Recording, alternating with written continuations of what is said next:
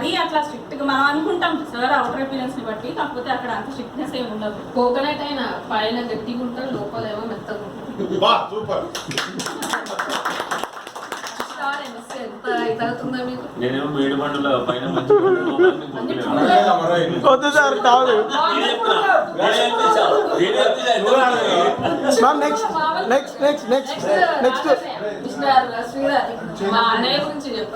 రాజా sir అంటే actually కొన్ని points miss అవుతున్నాను. మర్చిపోయారు. హ్యాపీగా చాలా మంచిగా అకౌంట్స్ షిఫ్ట్ చేసినప్పుడు ఎలా ఫీల్ అయ్యారు? అంటే నువ్వు యాక్చువల్ జాయిన్ ఫ్యాకల్టీ కింద జాయిన్ అయ్యి తర్వాత ప్రోగ్రామింగ్ ప్రోగ్రామింగ్ లో నువ్వు ఇంట్రెస్ట్ నేర్చుకున్నా. యాక్చువల్గా మీరు ఎంత లాజిక్ చేస్తారో రష్యా కూడా అంతే లాజిక్ చేస్తుంది.